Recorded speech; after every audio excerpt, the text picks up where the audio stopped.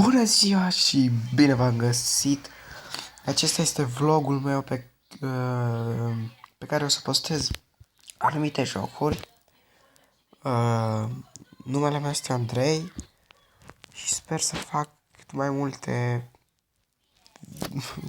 multe videoclipuri cu jocuri care să vă placă. Momentan n-am niciun abonat, chiar astăzi mi-am făcut vlogul și sper ca să vă placă.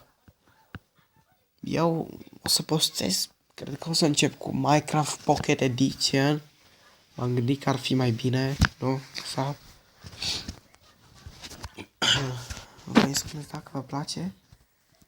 Și eu o să postez atunci diferite videoclipuri. Minecraft Pocket Edition, vă dați seama că o să fie Survivor, logic, singur, cred. Nu știu dacă o să fie multiplayer. Mai văd eu, dar nu cred. Voi spuneți absolut ce joc sau spui, nu știu, dar v-am spus, nu am niciun abonat, sper că o să am. Și de-abia aștept să am câți mai mulți abonați se poate.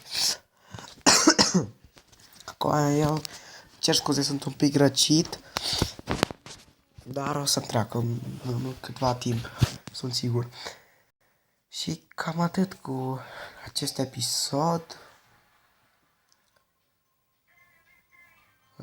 La revedere!